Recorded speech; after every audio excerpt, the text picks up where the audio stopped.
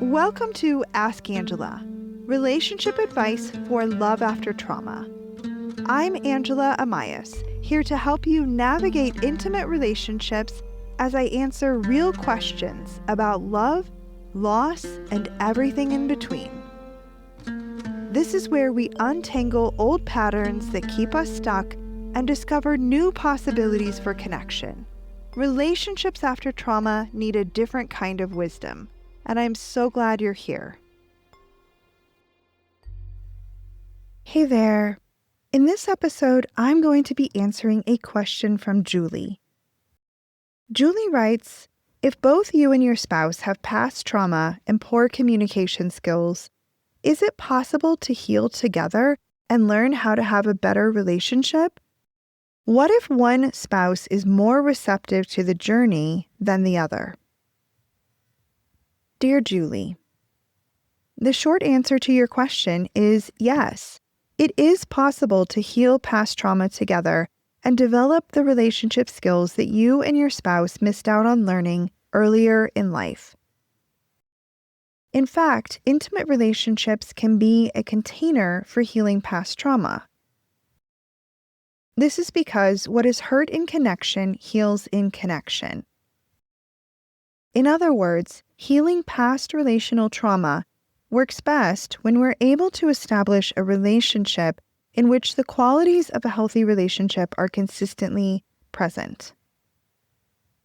What makes healing past trauma together with your partner tricky is that it requires that both of you begin developing the skills for nurturing a mutually fulfilling relationship, while also changing those patterns in your relationship that are not constructive and don't help you create a stronger relationship. Before we talk about how to build new relationship skills, let's talk about the equally important step of recognizing and changing relationship patterns and dynamics that are rooted in past trauma. When both partners have individual histories of relational trauma, these dynamics often run on autopilot in the background of a relationship without us even being aware of them. We might have habitual ways of interacting with a partner that feel completely natural to us, but which are actually interfering with having a healthy relationship. Gaining awareness of these patterns in our relationship, and specifically gaining awareness of our own contribution to this pattern, is one of the first steps toward healing past trauma and stepping out of old, unsatisfying, destructive relationship dynamics. A lot of these trauma-based relationship patterns show up in how we communicate with each other. Maybe we shut down at the first hint of conflict, or we explode, or we lash out, or we hear any feedback from a partner as criticism. Maybe we slip into immediately apologizing for everything under the sun if our partner sighs loudly. Or we perceive our partner expressing a different perspective on a topic as though they're saying that our perspective is wrong. Maybe we struggle to listen to our partner when they try to share something important with us. We interrupt or we jump in to tell them what they need to do to solve their problem. Or we argue with details of what they're saying in ways that take the conversation far off course. This work of gaining awareness of our own contributions to unsatisfying patterns in our relationship takes time and it takes care and attention. It also takes a lot of self-compassion and self-kindness, especially when we realize that we've yet again fallen into unconscious patterns that we're trying to change. When you're considering how to make changes in how you interact with your partner to start to move things in a better direction, it can be helpful to imagine your relationship like a dance. When you change up the rhythms in your interactions and you try out some new dance moves, your partner will likely respond differently. This may not happen immediately, but when you are persistent in your efforts to change your part in an unhelpful relationship dynamic, your partner's responses will likely shift as well. This is especially true when both you and your partner would like things to change in your relationship. It's often the case that one partner takes the lead in recognizing that something in the relationship needs to change, and that partner takes the first steps along the journey to building a stronger and more satisfying relationship. Given that you're the one asking these questions, I'm going to assume that you're this partner. The good news is that you don't need your spouse to see what you see and to be equally committed to making changes in order for you to start taking steps in the direction that you want your relationship to go. Often, couples get stuck in what I think of as the "you change first and then I'll change" power struggle, in which neither partner wants to make the first move by stepping out of their part of the pattern. People who are resistant to changing their own contribution to relationship issues sometimes feel like focusing on their role is equivalent to admitting that they're the problem in the relationship. And yet, our real power and our freedom in relationships lies in our willingness to change our own patterns. We step out of those futile attempts to get the other person to change, and instead we create the possibility for something new to emerge within ourselves and potentially within the relationship as well. We are never constrained or kept waiting by a partner who is uninterested in changing. Of course, eventually, your partner is going to need to step out onto the dance floor with you. Otherwise, the work you put into developing your relationship skills will result in a widening gap in the relationship that creates more distance and disconnection. Sometimes the fear of growing apart can actually work against the desire for having a healthy relationship.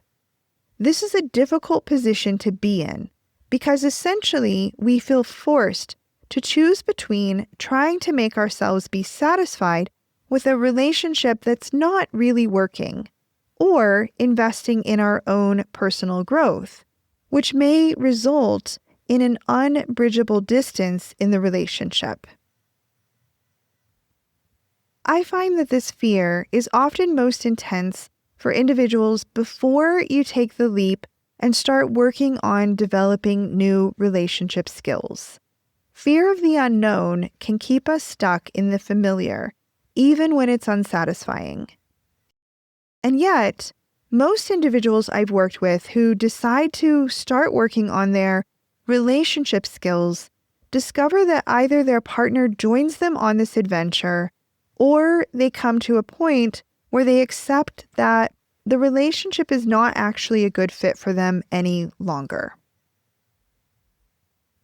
Once you have clarity about what you would like to change, then you can start learning how to develop the relationship and communication skills that you missed out on.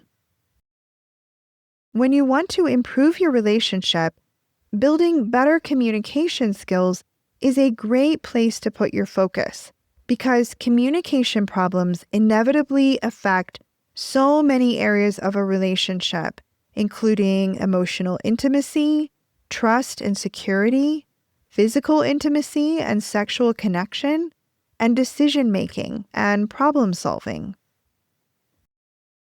This means that investing your energy in learning how to communicate well can create improvements across the board in your relationship. Learning how to communicate well in an intimate relationship takes time and it takes practice and attention. Communication in intimate relationships isn't like communication in other areas of our life. It's not as simple as learning how to clearly get across what you want to say. In order to communicate well in an intimate relationship, we need to have a connection to our own inner emotional states. We need to have emotional awareness. And we need to be able to put names to our feelings so we can recognize what we're feeling and we can communicate those feelings accurately. That's called emotional literacy. We need to be able to listen to our partner and distinguish between what they're actually saying from what our inner voice is saying about what they're saying. That's part of the process of learning attuned listening. As listeners, we need to develop the emotional capacity to be able to cope with hearing things that we don't necessarily want to hear, things that might be hard for us to hear, about how our partner feels or how our actions or choices have affected them. We need to have the ability to empathize with our partner's experience, to put ourselves in their shoes and see things through their eyes. And we need to have the skills to communicate that back to our partner so that they know that we get where they're coming from. We need to have a willingness to embrace individual differences, to welcome the ways in which our partner is different from us, so that differences don't become the battlefields on which so many couples end up getting stuck for years or even decades. And of course, we need to have the ability to navigate conflict constructively so that difficult conversations can bring us together with our partner instead of pushing us further apart. These are all communication and relationship skills that can be affected by past trauma. But the good news is that communication skills and relationship skills in general can be learned. Even if we missed out on learning these skills when we were young, it's never too late to develop the kinds of relationship skills that help create emotional connection and mutual understanding in relationships. The benefits of investing in yourself this way go beyond improving your relationship with your intimate partner and extend into your relationship with yourself, as well as your relationships with others who matter to you. And on that note, Julie, I am wishing you so much goodness as you begin to gain clarity on patterns you'd like to shift and courage as you take those first steps in a new direction in your relationship. And on that note, listener, thanks for tuning in. That's it for this episode of Ask Angela, Relationship Advice for Love After Trauma. If something in this episode resonated with you, come join the conversation at askangela.co. And if you'd like to submit a question of your own to be considered for a future episode, you can also do that at askangela.co. I'll be back soon with another episode, and until then, lots of love.